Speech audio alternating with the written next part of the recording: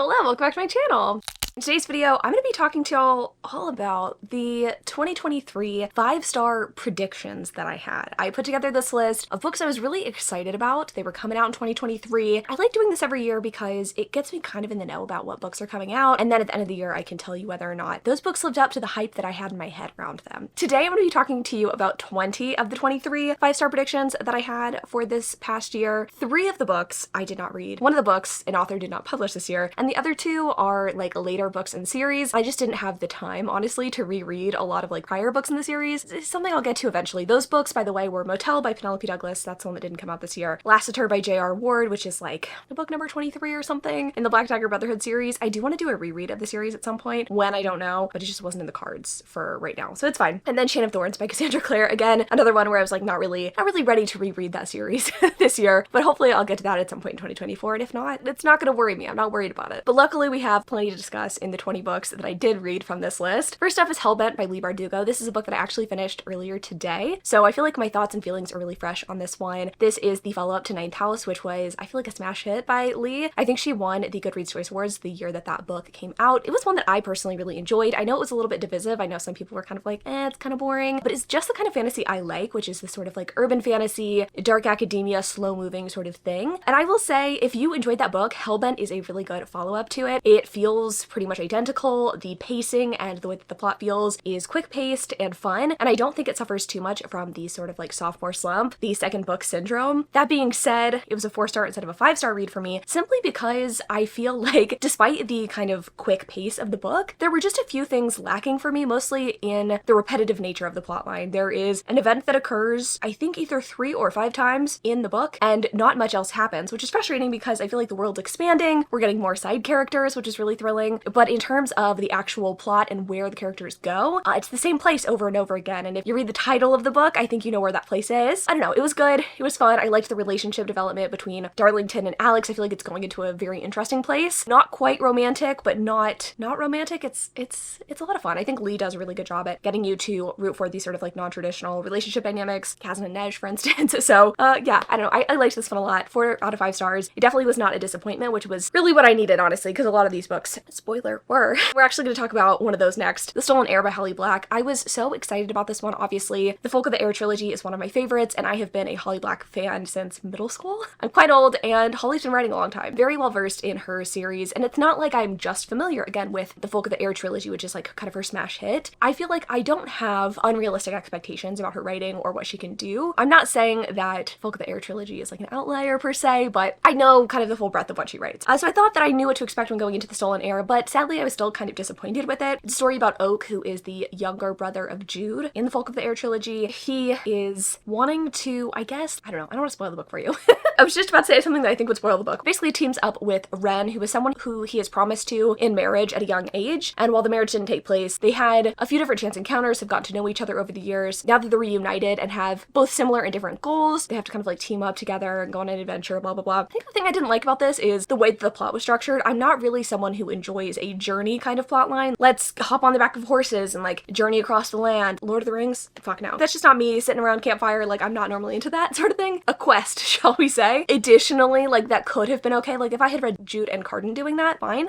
But I think my problem with this was that Oak had basically no personality, and Ren, while I felt really bad for her and her trauma, didn't really give me a lot to work with. I didn't really understand her motivations beyond just like wanting to get back at her mom. I don't know, I wasn't that impressed with this one, and I think that's kind of a universal thought. I know some people liked it, but for the most part I think most people have been kind of disappointed, and I really haven't heard much about this book. I wish I could say that this is one that you just have to go out and pick up, but I just like don't feel that way. I think I gave this one 2 stars, not because it was terrible, but because I just didn't like it. It just like wasn't a fun time for me. Similarly, King of Pride by Anna Huang. This is a book that I was excited about because I kind of enjoyed the first book, which I think is called like King of Wrath, and I was hopeful that the rest of the books in the series would be exciting, but I think I'm just finding that my no billionaire romance thing is the thing for a reason. I'm finding that with a billionaire romance, I often don't understand why a hero and heroine want to be together. It's usually this like really rich, well-to-do guy and a woman who has very little in common with him. I know we're trained to believe that opposites attract romances work out, but I feel like it is very glaring to me when I read these sorts of romances. That's just not really the case. Like, are we really that impressed by a guy who's like, you know, I've never met anyone like you before? Someone who doesn't have a trust fund? That's not a convincing reason for y'all to be in a relationship together. I guess I could tell you what the book's about, right? It's about Isabella and Kai. Isabella is the bartender at the club, I guess, that Kai attends. And I don't mean club as in like a let's get shit-faced, fucked up dancing kind of club, at like a members only, I'm rich and wealthy kind of club. He's like, I like her purple hair. She's just so quirky the way she talks about strawberry flavored condoms. Like, he thinks she's like super fun and charming, and she doesn't normally like a buttoned up guy, but he proves that he's not actually buttoned up and he wants to like spank her in the bedroom, because of course billionaires always have to spank you in the bedroom. I was just really bored by this one. The sex scenes were boring and unexciting to me. The chemistry I felt was very lacking, and it was fine because it wasn't a poorly written book. This was obviously well edited. There was obviously a plot line that was executed, but it just wasn't something that was exciting to me. So this is a 2 out of 5 for me as well. It was one of those books that like the worst thing about it was not anything in the book, it was that it was boring, which is disappointing. I'm hoping that like the rest of the series surprises me. I probably will pick up the next one just because actually I'm pretty sure I'm forced to for a video sometime this year. Moving on. One that I am so supremely sad about. Here's the thing, King of Pride I put on the list because I like Anna Huang, right? But like I wasn't expecting to like totally love that book. Infamous by Lex Croucher, I was really expecting to love because I fucking loved the first book by this author, which I'm pretty sure I put like on a favorites list or something like that. It was like kind of Mean Girls meets Bridgerton meets Pride and Prejudice. It was so fun. Okay, it was so much fun. Unlike any historical I've ever read, so I was expecting this one to be a lot of fun too. It's about our main character Eddie, who is an aspiring author, and that's all she's ever really wanted out of life, in addition to being able to hang out with her best friend Rose forever. And it's very clear from the beginning there's this kind of like homoerotic tension there, because there's a lot of making out, right? Rose and Eddie at the very beginning of the book are making out. It's interesting what intentions you think each character has and how that might not actually be true. They're making out, they're having fun, and then Rose kind of abruptly tells Eddie like, hey, I'm actually gonna get married to a man soon. And Eddie is like pretty disappointed in this, and so she starts to like seek comfort, companionship in other places, and she comes across this guy named Nash, who is pretty popular. He's a pretty popular author, and I guess Eddie just feels like this attention that she's getting from Nash is important, and she thinks that he could potentially help her further her writing career, like help her get published, whatever. And so she kind of ingratiates herself with this guy who's just very clearly a scumbag. Rose continues to tell Eddie that he is a scumbag, even though Eddie's kind of pissed at Rose, and the more the story goes on, you realize that Rose has been doing all of the things she's been doing so that she can be in a romantic companionship with Eddie, even though, you know, like historical times make it challenging. She's like setting herself up to be able to be with Eddie, and Eddie is completely oblivious, completely ignores her, and just gets in bed, not literally, but like kind of, with just this piece of shit. And it's just so hard to read someone be so fucking stupid. It read so YA to me, and I don't say that in a YA is bad sort of way, but in the sense that YA characters can often be very fucking stupid. And it makes sense when you're younger, right? But I mean, I guess it makes sense for the ages of these characters too. I'm sure they're in their early 20s, but it was just a really hard read for me because I just wanted this to be like a fun, sapphic, historical romp. Like the cover makes you think it will be, but it is not that. And whenever Rose and Eddie finally get together, like it doesn't feel good. You're not excited about it.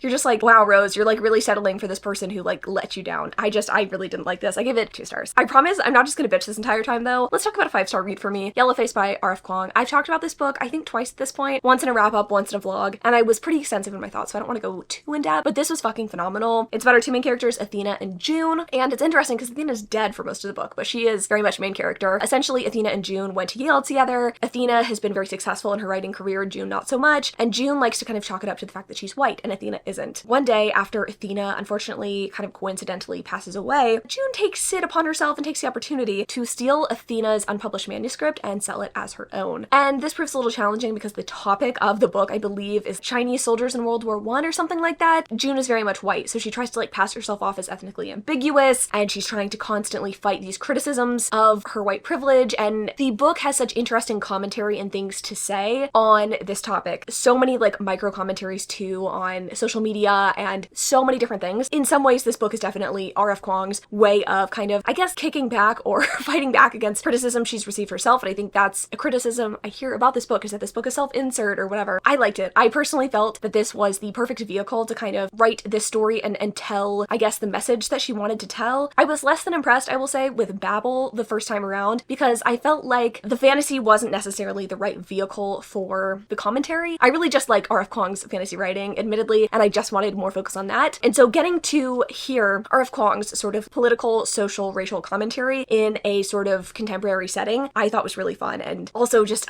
lent itself so well to the way this story was told. I just really liked this. I think so many people could benefit from picking this book up. It's has gotten me to examine some of my own flaws. I just really liked this. I thought it was a 5 out of 5. And I think if you're someone who exists in the bookish internet space, I just really think you could benefit from reading this. So I really fucking love this. Very excited to read more from R.F. Kuang in the future. I don't necessarily want to read more of this, but if she could write some more fantasy. Next up was a book that I felt kind of middle of the road about, but I think it was actually one of my more favorite historicals that I read this year. So this book is about Regina and Knightley. They were in sort of like a relationship. Wow, of course they were in a relationship. They were about to get married. Regina is left at the altar basically by Knightley, and this is a really shit situation for her to be in, specifically because she is not someone who is highborn, and Lord Knightley, I believe, is a duke. So she was already in sort of like a precarious situation getting engaged to this man. A lot of people thought that her social station wasn't high enough to be marrying this man, and now she is completely abandoned and looks really poor in the eyes of society for being in the situation in the first place. So she's completely fucked basically over by this man. And as a sort of retaliation, she starts publishing books about this notorious Lord K and his exploits with women. Knightley is starting to wonder if the notorious Lord K is him, and like who could be writing these things. He quickly figures out it's Regina, and they kind of team up for a few different reasons throughout the course of the story. I don't want to spoil it for you if you for some reason want to pick this one up, but there is a secret baby. There is a lot of scandal, a lot of intrigue. I liked the story because I really liked the characters. I felt like even though Knightley was a little bit irritating at times, and I think his motivations were like at times a little bit off, he definitely had a good heart, and I really liked seeing the way that he stepped up to parent his own child. That was really nice. I don't think this is a historical that will be for everyone. It definitely doesn't have that like modern sensibility I think that a lot of the historicals now have, you know, like the ones that are about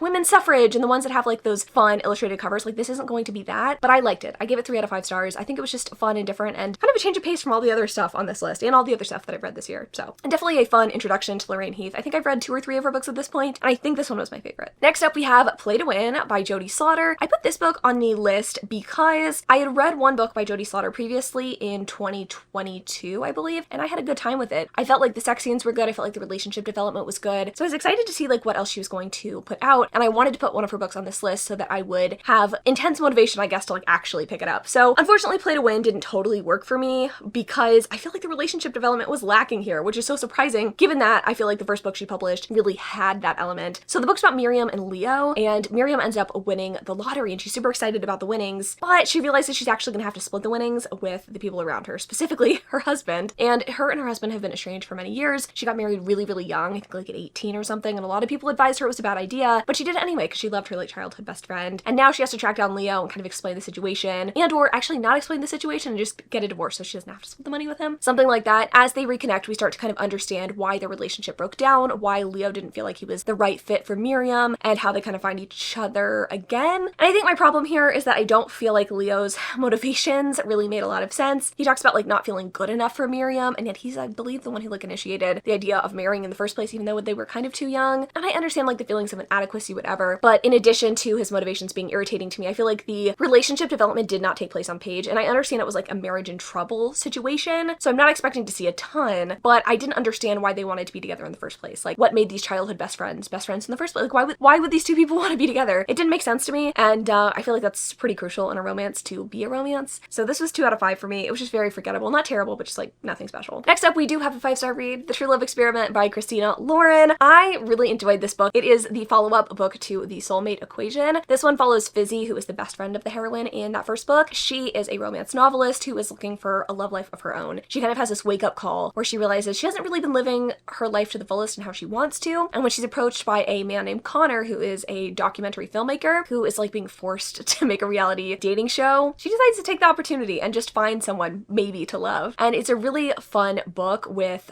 you know, the reality dating show as the backdrop, but obviously Fizzy ends up falling for Connor over the course of the story, and it's just a lot of fun. I also like that there is sort of like a single dad element to it, and it's one of those books that has heart but doesn't take itself too seriously, which I personally really appreciate from time to time. I don't need all of my books to be this like deeply emotional, like sad, overwrought thing. This book was just a whole lot of fun to read, and I'm really excited to read more from Christina Lauren in the future. There may or may not be a book from them on my 2024 anticipated reads list. This was a lot of fun, and I feel like it's one that has kind of gone under the radar, so if you haven't picked this one up, I'd actually recommend it. One that I wouldn't necessarily recommend picking up is Coach by Devney Perry. This was one that I was very excited about because I had read a couple of the small town romances by Devney Perry last year, and I was excited to read something from her that wasn't in her Eden's series. So this one follows Millie and Ford. He's a single dad who's come back to his small hometown, I believe, to coach the college football team, and Millie works for the football team. And they used to be best friends or something like that back in the day, or like she had a crush crush on him. And so he's like a single dad. He's having to like fight his emotions for this woman. He's also trying to like fight all of the other shit that's going on. I was just extremely bored by this one.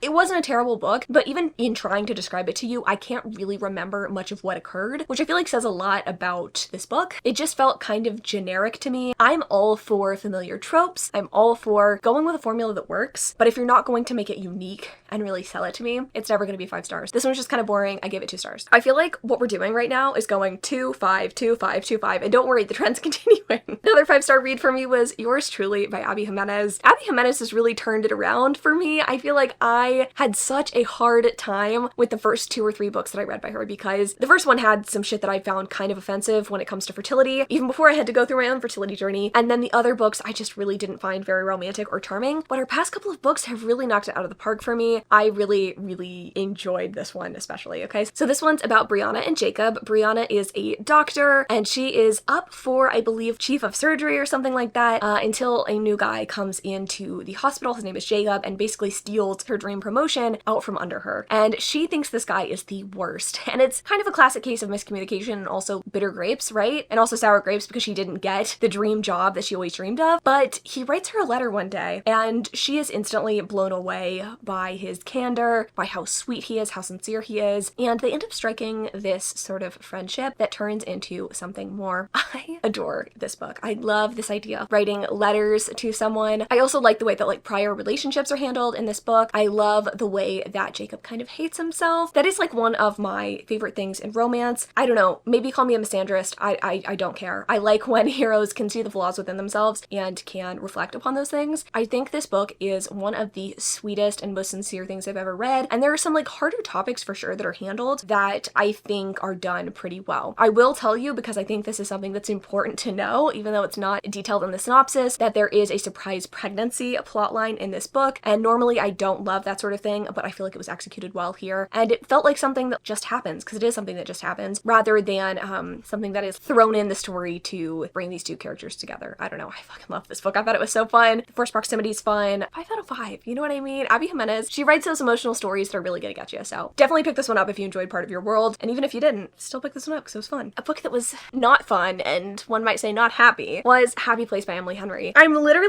like 0 for 3 on Emily Henry books that are 2-word titles. I just was ultimately so disappointed by this one. It's about Harriet and Wynne, and I think of all of Emily Henry's books, I'm gonna have to say I think this was her most boring, and I think that's kind of where it fell apart for me. Harriet and Wynne are engaged, I believe, but not actually. They're actually broken up, but they're lying to their friends on this like friend trip, and this one's frustrating to me because there was like so much potential there, right? I love the elements of the story when it comes to friendships and friendships growing. There is a plot line in the story where, you know, the lying is addressed, and it just got me to reflect on friendships and like how they do evolve over time as you kind of age, and as like friends go through different phases of their life. I felt like that was a compelling and interesting part of this book. What wasn't compelling or interesting was Harriet and Wynn's relationship. It didn't feel like something that could be saved, I'm gonna be honest with you. I was not convinced about that by the end of the book. Basically, Wynne is called back to his family's, I think he makes furniture or something like that. He's called back home, he wants to live back home, and Harriet has no desire to do this. I think she's in medical school or something like that. And ultimately, one of the characters has to compromise for the other, and it just didn't feel true to the character. I didn't feel right. I wasn't happy with how things were worked out. I think it was the least convincing of all of Emily Henry's romances, and again, on top of that, I felt like it was kind of boring. There were multiple points in this book where I was just like kind of unimpressed. I'm really, really praying that Funny Story next year is everything I need it to be, because I really desperately want to be an Emily Henry girl. I do, but I just haven't had much luck with her books, right? Besides People We Meet on Vacation.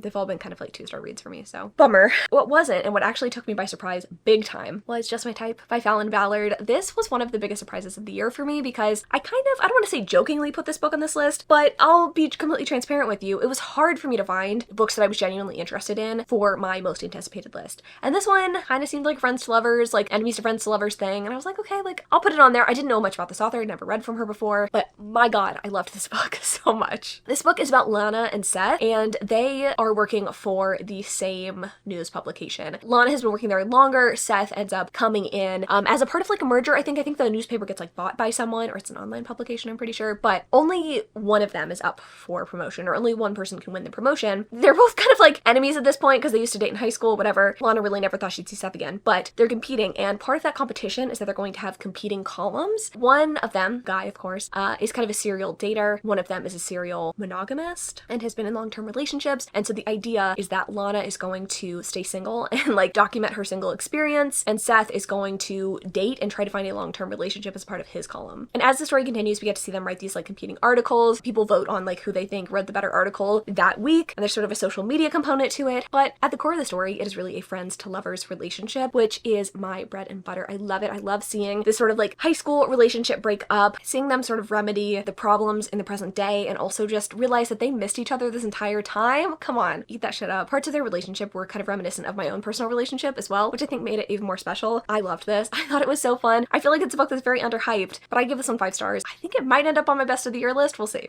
Next up is a book that I hotly anticipated, and I think a lot of people didn't love, but I thought was a lot of fun, and that's Secretly Yours by Tessa Bailey. This book is about Hallie and Julian. Hallie is a gardener and a lover of flowers. Julian is a professor who is on a bit of a sabbatical to write the novel of his dreams, and he's staying at his family's house. While he's staying at his family's house, Hallie is doing the gardening, and he sees her. He is immediately like enamored with her personality and her body, and so he's having to kind of like fight his attraction for her. Hallie has had a crush on Julian forever, right? And I don't think that he knows who she is, but she has had a crush on him forever because she's like 2 or 3 years younger than him, and he's back in town, and she's like, I'm gonna get my dream man. And part of this is like writing letters to him as a secret admirer, and he doesn't know that Hallie is the one that's writing these letters. If it sounds a little like convoluted weird, it's because it kind of is. The plotline of this book's a little weird, but what I loved about this book was just how fun it was. There's a scene where I believe Hallie is stealing cheese, and there's sort of like a prank calling situation. It's silly, it's goofy, it's fun. It's exactly what I wanted from like kind of a summery romance. I think I read this in like February or March, which, okay, admittedly isn't really summer, but I just had so much fun with this one. It's not deeply serious. They fuck in the mud. I'm not going to peddle this to you as something that's like, you gotta pick up, but I think if you like Tessa Bailey, I think this is a fun romance, okay? There's also like a,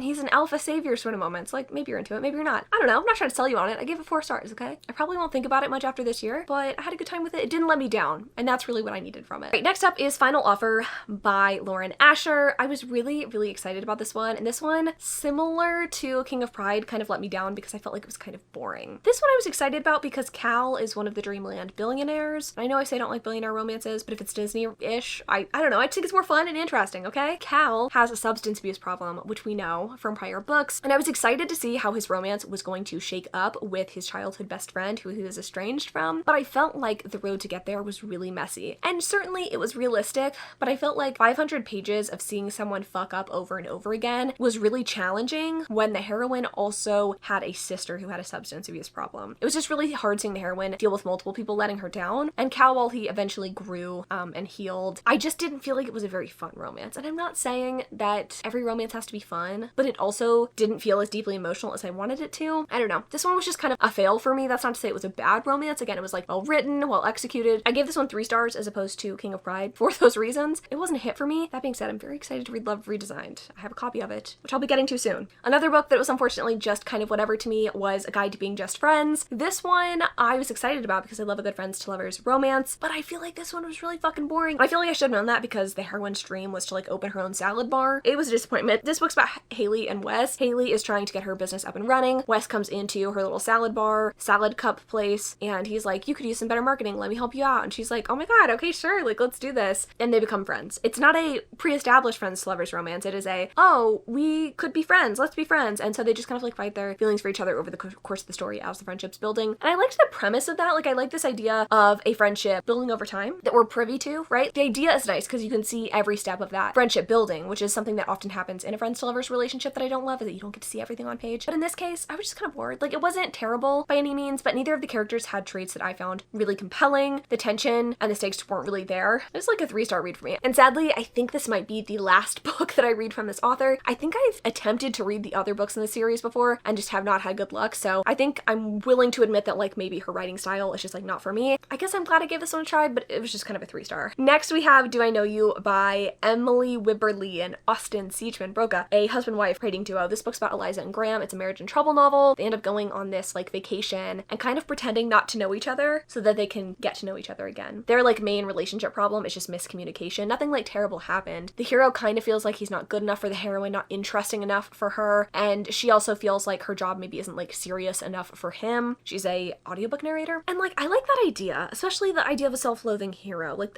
again, I fuck with that so heavily, but I just feel like they didn't really learn how to communicate very well. Like that's the whole idea behind this book, is that they're gonna learn how to communicate and the relationship will be saved. But beyond a couple of like sweet moments, I just didn't really really feel like that was the case. They do hop in bed together, which is fun, but I just wasn't convinced at the end of this book like I needed to be. So it was like kind of a 3-star middle of the road, which is disappointing because I really, really love the first adult romance novel they wrote together, The Roughest Draft. I'm gonna read more from them in the future. I do have one of their books on my most anticipated list for 2024, so haven't given up on them yet. Next, we have Powerless by Elsie Silver. This one I liked, but I liked Hopeless a little bit better. That being said, Powerless by Elsie Silver is about Jasper and Sloane. It's a friends to lovers relationship. Sloane ends up, I don't know if she gets abandoned at the altar or if she breaks up with her fiance, but she needs Jasper to kind of save her, and Jasper is a long-term friend of hers. They kind of fight and or explore their feelings for each other over the course of the story. This is one that I have a hard time talking about because frankly, it was a little bit forgettable. Not bad, but a little bit forgettable. And I feel like in the Chestnut Springs series, there are just a couple of other books that I love more, like Heartless and Hopeless, that this one just kind of pales a little bit in comparison. A big part of that is that this was a friends to lovers relationship where not a lot of the relationship building happens on page, and I kind of needed that to really feel like these two should be together. That being said, it wasn't bad, but it just wasn't everything that I wanted it to be. So I gave it 4 stars instead of 5. If I had known Hopeless was coming out, I probably would have read the synopsis of that and put that one on the list instead, but you live and you learn. All right, another Jasper, different book. Jasper Veil by Devney Perry. This one's about Eloise and Jasper, and I think I liked this one. I definitely liked this one more than Coach. This is another book in the Eden series, and Eloise is the owner, or like operator, I guess you would say, of Hotel Eloise. She's trying to convince her parents that she should own the hotel and be the full-time manager all the time, but she ends up getting married in Vegas, which is a little irresponsible, something she's trying to kind of hide from her parents. She's like, okay, let's get a fucking divorce. Like, we definitely didn't mean to make this mistake, but Jasper's like, hey, little lady, I actually need a date to a wedding in a couple months, so we could stay married for a little bit. That'd be really tight. She decides to go along with this. They obviously enter into a romantic relationship. I liked it. I thought the third act conflict was absolutely out of nowhere and nuts. I don't think I was like fully convinced of the romance here. Like, it wasn't a bad book by any means, but I don't think this was something like really special and really meaningful. So it's just 3 stars. Like, you ever read a romance and you're like, this is fine, but I'm not like blown away. That's what this one was. So 3 out of 5. I'll read more from Devney in the future. Haven't had the best luck with her stuff this year. Another book that I was kind of, again, middle of the road about. I'm so sorry. We're gonna end on a high note, but like this second to last one is just kind of for me. And that's X's Nose by Amy Lee. This book is about Tara. She's looking for her second chance romance. She's been told by a few different people that she's like a stage 5 clinger. She's like too into romantic relationships, so she's definitely been broken up with by a few too many men at this point. But she's determined that one of those relationships can be salvaged, right? And so she decides she's gonna like go and seek out a second chance with like all of the men that she's like previously dated. And that's kind of the story. But also she has a friendship with a guy named Trevor, who is a firefighter who's really sexy and not looking for a relationship, of course. And he kind of like helps her almost with her second chance romances or makes fun of her. Honestly, I can't remember because it was so long ago that I read this book. But Tara and Trevor fall in love. I remember the sex scenes being good in this book. I remember the romance being lackluster. I feel like that's par for the course with my experience with this author. So I don't know. I'm not sure if I'll pick up more from her in the future. Like, if someone tells me one of her books is like amazing, I'll give it a try, but I think maybe I won't seek out more from her on my own. An author who I just can't quit, I just can't,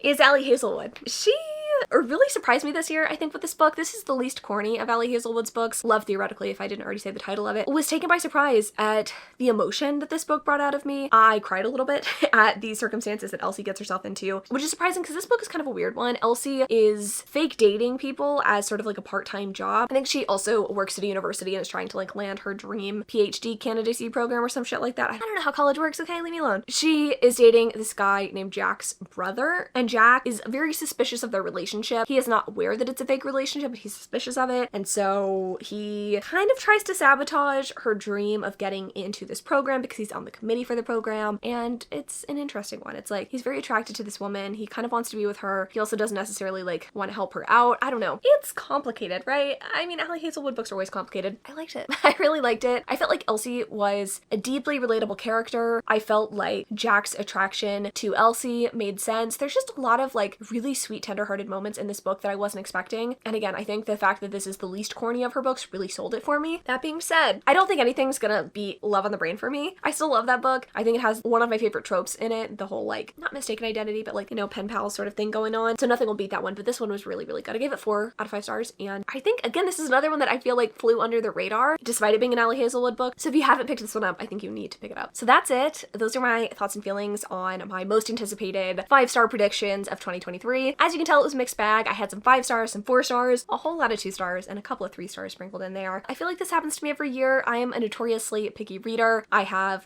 very specific tastes, especially the more that I read, but overall I have been pretty pleasantly surprised with a lot of the books on this list, and I feel like kind of comparing this to my 2022 version, I think I'm like happier with the outcome. I'm hoping that 2024 is even better. I feel like I'm even more satisfied. I'm definitely more satisfied with the books that I put on that list, so very excited to reflect on those next year. But thanks so much for watching this video. I love y'all so much, and I'll see you in the next one.